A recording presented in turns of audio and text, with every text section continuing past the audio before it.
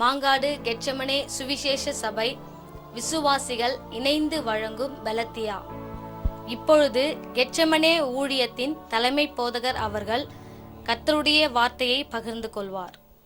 கர்த்தருடைய பரிசுத்த நாமத்துக்கு மகிமை உண்டாவதாக. தொலைக்காட்சி மூலமாய் உங்களை சந்திப்பதில் மிக்க மகிழ்ச்சி அடைகிறேன். இன்றைய வேத பகுதியாக யோவான் எழுதின சுவிசேஷ புத்தகம் 8ஆம் அதிகாரம் 36ஆம் வசனத்திலே நாம் வாசிக்கிறோம். ஆகையால் குமாரன் உங்களை விடுதலையாக்கினால் மெய்யாகவே விடுதலை ஆவீர்கள். இன்றைய உலகத்திலே மனிதன் எதிர்பார்த்து கொண்டிருக்கிறது என்ன என்றால் விடுதலை.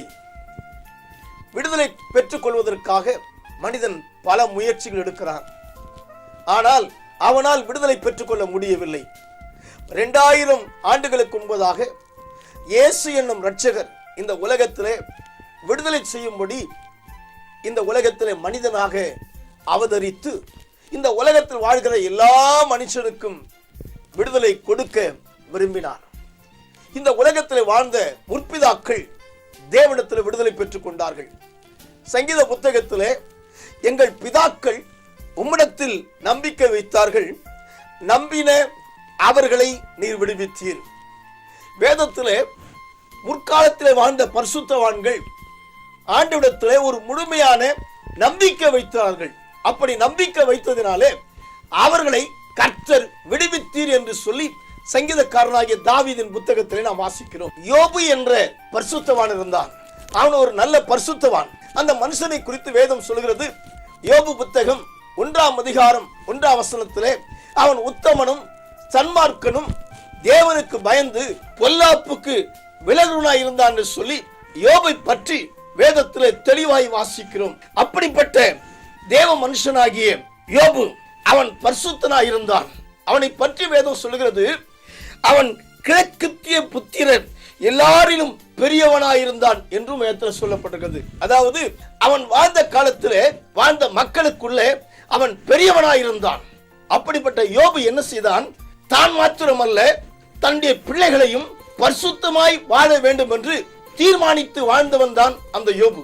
அவனுக்கு வந்த பல பிரச்சனைகள் வேதனைகள் பல உண்டு. இந்த யோபுடைய வாழ்க்கையில வேலைக்காரர்களையும் தன்னுடைய பிள்ளைகளையும் மிருக ஜீவன்களையும் இழக்க வேண்டிய சூழ்நிலை வந்தது. அவன் வேதனையோடு வாழ்கிறான், மனக்கலக்கத்தோடு வாழ்கிறான். யோபுடைய வாழ்க்கையில ஒரு இழப்பு ஏற்பட்டது. அந்த இழப்பு நேரத்தில் அவன் சோர்ந்து போகவில்லை. அவனை பற்றி வேதத்திலே வாசிக்கிறோம். யோபு எல்லாவற்றையும் இழந்து போன சூழ்நிலையிலே அவன் என்ன செய்கிறான்? யோபு புத்தகம் 1ஆம் அதிகாரம் 21, 22 வாசிக்கிறோம். அப்பொழுது யோபு எழுந்து தன் சால்வையை கிழித்து தலையை சிரைத்து தலையிலே விழுந்து பணிந்து, நிர்வாணியாய் என் தாயின் கற்பத்திலிருந்து வந்தேன், நிர்வாணியாய் அவிடத்தில் திரும்புவேன். கர்த்தர் கொடுத்தார், கர்த்தர் எடுத்தார், கர்த்தருடைய நாமத்துக்கு ஸ்தோத்திரம் என்று சொன்னான். வேலைக்காரரை இழந்தான், பிள்ளைகளை இழந்தான், மிருக ஜீவனை இழந்தான். இழப்பின் நேரத்திலே அவன் மனம் சோர்ந்து போன நேரத்திலே அவன் ஆண்டவரை துதித்தான். கர்த்தர் கொடுத்தார், கர்த்தர் எடுத்தார், கர்த்தருடைய நாமத்துக்கு ஸ்தோத்திரம் என்று சொன்னான். அது மாத்திரமல்ல, பின்னாடி வாசிக்கிறோம், இவை எல்லாவற்றிலும் யோபு பாவம் செய்யவில்லை, தேவனை பற்றி அவன் குறை சொல்லவும் இல்லை. யோபு பக்திமான், தெய்வத்துக்கு பயந்தவன். வாழ்க்கையில ஒரு மனசுல ஒரு பெரிய போராட்டம் வரும்பொழுது, குழப்பம் வரும்பொழுது, ஏமாற்றம் வரும்பொழுது அவன் தேவனை தூஷிக்கவே இல்லை. அவன் ஆண்டவரை பற்றி குறை சொல்லவும் இல்லை, அவன் பாவம் செய்யவும் இல்லை. இன்றைக்கு அநேகருடைய வாழ்க்கையில சிலர் தீய பழக்கத்துக்கு அடிமைப்படுகிறார்கள், தவறான காரியத்துக்கு ஓடுகிறார்கள், பாவம் செய்வதற்காக ஓடுகிறார்கள். கேட்டால், ஐயா என் வீட்டில் இப்படிப்பட்ட பிரச்சனைகள் வந்தது, ஆகவே என்னால் அதை சகிக்க முடியவில்லை, ஆகவே அதை மறப்பதற்காகத்தான் இப்படிப்பட்ட தவறான காரியத்தை செய்து என்று சொல்வார்கள். ஆனால் யோபு பக்தன் அப்படி அல்ல. மனசுல வேதனை வந்தது, இழப்பு வந்தது, இழப்பு நேரத்தில் ஆண்டவரை துதிக்க ஆரம்பிக்கிறான். அத்துடன் அவன் பிரச்சனை முடிந்ததா? அல்ல, தொடர்கிறது. மனசுல போராட்டத்தோடு தெய்வத்துக்கு பயந்து நடக்கிறான், தெய்வத்தை உறுதியாய் பற்றிக் கொள்கிறான். அடுத்தது அவனுக்கு வந்த பிரச்சனை என்ன என்று சொன்னால் வேதத்தில் வாசிக்கிறோம். யோபு புத்தகம் 2ஆம் அதிகாரத்திலே நாம் வாசிக்கிறோம் 7ஆம் வசனத்திலே, அப்பொழுது சாத்தான் கர்த்தருடைய சந்நிதி விட்டு புறப்பட்டு யோபின் உள்ளங்கால் தொடங்கி அவன் உச்சந்தலை மட்டும் கொடிய பருக்களால் அவனை வாதித்தான்.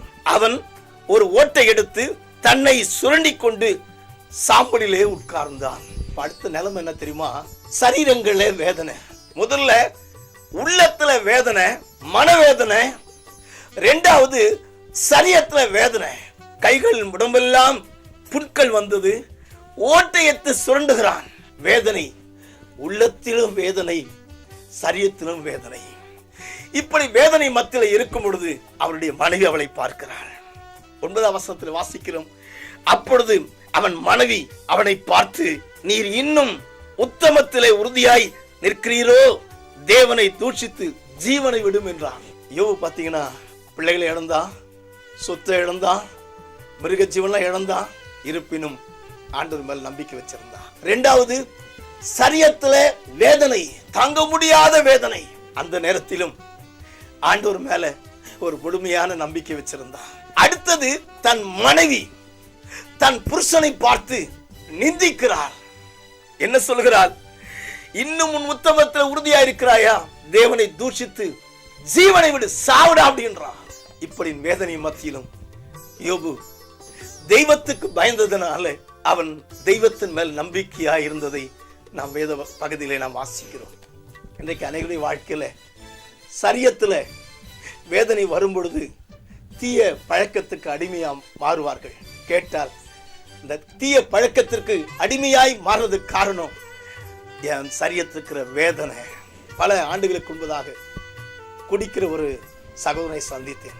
அவன் தோல் மேல கையை போட்டு சொன்னேன், ஐயா இந்த தவறு செய்யாதீங்க, குடிக்காதீங்கன்னு சொல்லும்போது அவர் சொன்னாரு, நான் சரியத்துல பயங்கரமான வியாதி, அந்த வியாதி மறக்கணும்னா குடிச்சாதான் என் வியாதியை மறக்க முடியும் அப்படின்னு சொன்னாரு. வியாதியை மறக்கணும்னு சொன்னா குடிச்சா வியாதியை மறக்கணும்னாரு. ஆனா குடிச்சதுனால வியாதி அவனை விட்டு போகவே போகல, அதிகரித்து கொண்டுதான் இருக்கு. சிலர் சொல்லுவார்கள், ஏதோ ஒரு சாக்கை சொல்லி பாவத்தில் விழுந்து கொண்டிருப்பார்கள். ஆனால் யோபு அப்படி அல்லவே இல்லை. வேதத்துல வாசிக்கிறோம், இந்த 10ஆம் வசனத்துல யோபு தன் மனைவியை பார்த்து, பைத்தியக்காரர் பேசுவது போல பேசுகிறாய், தேவன் கையிலே நன்மை பெற்ற நாம் தீமையும் பெற வேண்டாமோ என்றான். இவைகள் எல்லாவற்றிலும் யோபு தன் உதலினால் பாவம் செய்யவே. எல்லா சூழ்நிலையிலும் யோபு தெய்வத்தின் மேல நம்பிக்கை வைத்து பாவம் செய்யாமல் தன்னை பரிசுத்தமாய் பாதுகாத்துக் கொண்டான் யோபு. தெய்வத்தின் மேல கடைசி வரை நம்பிக்கையாய் இருந்தான் யோபு என்று சொல்லி வேதத்திலே நாம் வாசிக்கிறோம். அவன் வாழ்க்கையில பலவிதமான போராட்டம் வந்தாலும், உபத்திரம் வந்தாலும், அவமானம் வந்தாலும், நிந்தை வந்தாலும் தெய்வத்தின் மேல் வைத்திருந்த நம்பிக்கையிலே யோபு உறுதியா இருந்தான். யோபு புத்தகம் 13ஆம் அதிகாரம் 15ஆம் வசனத்திலே வாசிக்கிறோம், அவர் என்னை கொன்று போட்டாலும் அவர் மேல் நம்பிக்கையாய் இருப்பேன். யோபுடைய நம்பிக்கை என்ன தெரியுமா? அவர் என்னை சாகடிச்சாலும் சரி, என் நம்பிக்கை எல்லாம் கர்த்தர் மேல, கர்த்தரையே நம்பி இருக்கிறேன். மரணமே வந்தாலும் சரி, ஆண்டவரை சாகடிச்சாலும் சரி, என் நம்பிக்கை கர்த்தரின் பேரில் இருக்கிறது என்று ஒரு உறுதியான நம்பிக்கையோடு யோபு இருந்ததை நாம் வாசிக்கிறோம். யோபுக்கு ஒரே ஒரு நம்பிக்கை என்ன தெரியுமா? ஆண்டவர் இருக்கிறார்.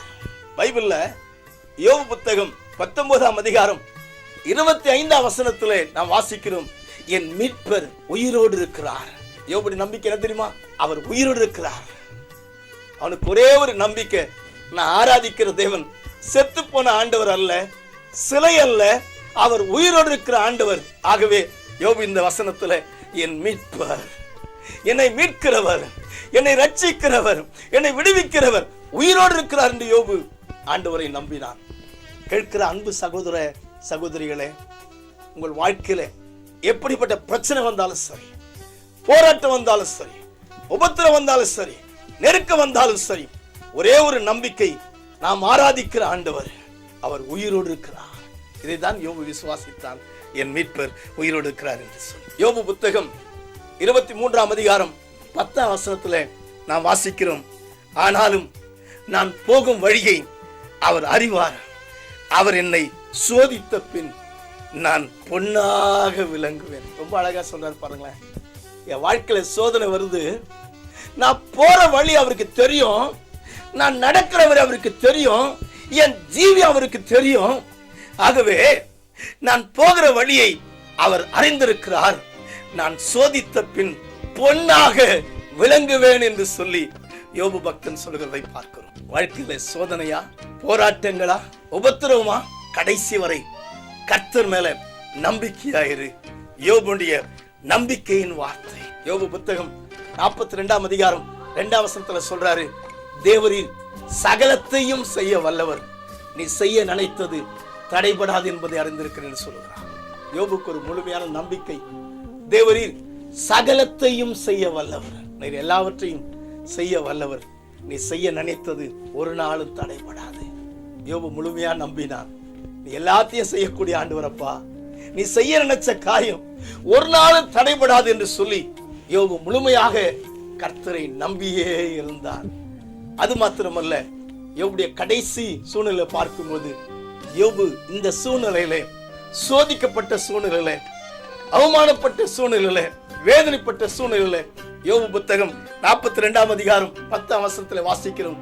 யோபு தன் சிநேகிதருக்காக வேண்டிக் கொண்டான்.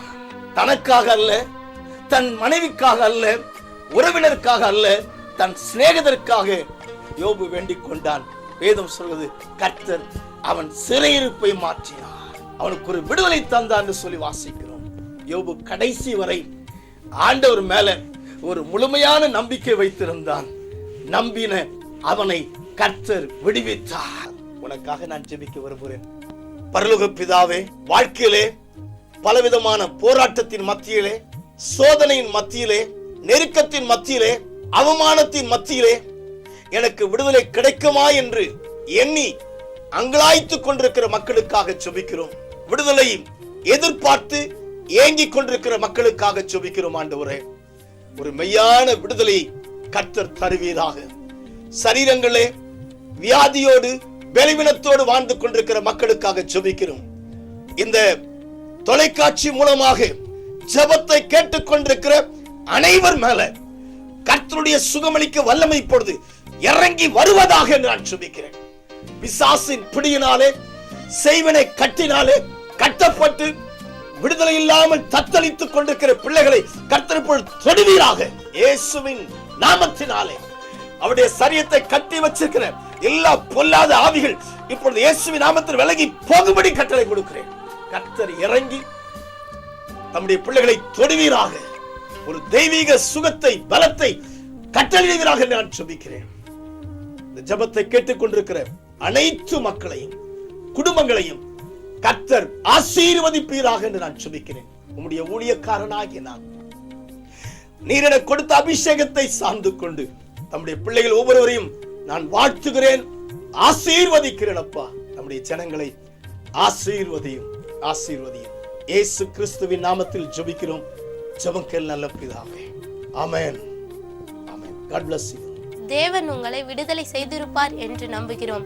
தேவன் தாமே உங்களை ஆசீர்வதிப்பாராக.